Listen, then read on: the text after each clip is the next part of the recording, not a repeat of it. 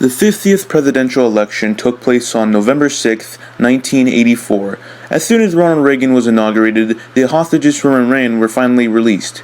Yep, I know. I finally got the hostages back, unlike that weasel Carter. The Iranians are so afraid of me now. But Mr. President, I'm pretty sure it was the Carter administration that did all the negotiating to get them back.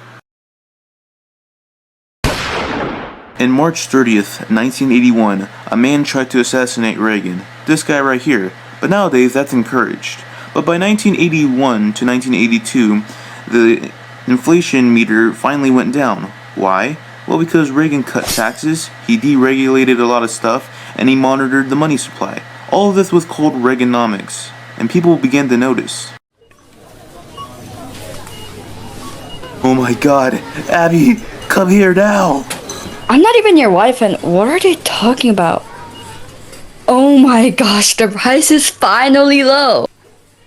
In foreign policy, Reagan was making some interesting decisions by funding anyone who was an anti-communist or just opposed the Soviet Union. And so he began investing into computers and lasers, and investing into new military equipment and new military guns. With all of this success, nobody really challenged Reagan, so he was easily renominated alongside George W. Bush as vice president, and they came up with a new slogan, "Keep America Great." Now hold on. Now I'm pretty sure I heard that slogan somewhere, but I just can't put my fingers on it. You know what?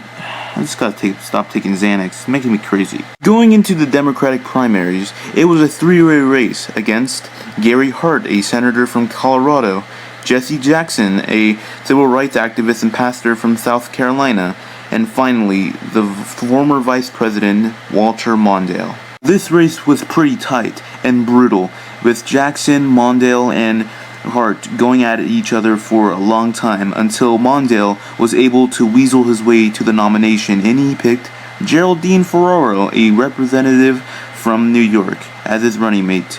Now, Mondale, he had a challenge because 1. Reagan fixed inflation, 2. The economy was good, and Reagan was just too popular.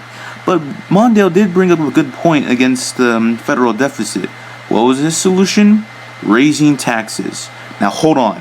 There are 3 things Americans hate most. A closed Starbucks, and when their party doesn't bomb the Middle East, but most importantly, raising taxes. But Reagan, he wasn't a darling angel either. You see, he was supporting some not nice people, and oh yeah, that thing too.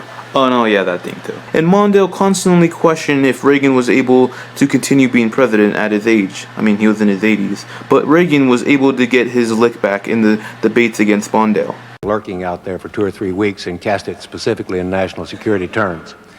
You already are the oldest president in history, and some of your staff say you were tired after your most recent encounter with Mr. Mondale.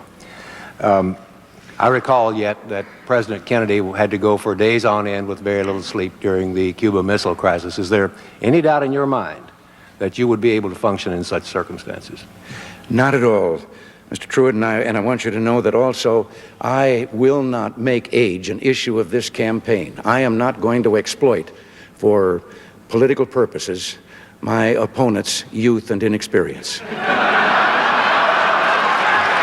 And so, the moment you've been waiting for, the results. Drum roll, please. Reagan won 225 electoral votes, while Mondale only won the measly 13 electoral votes. Reagan won 58.8% of the popular votes, and Mondale only won 40.06% of the popular vote. Reagan won, remaining the 40th president of the United States. America.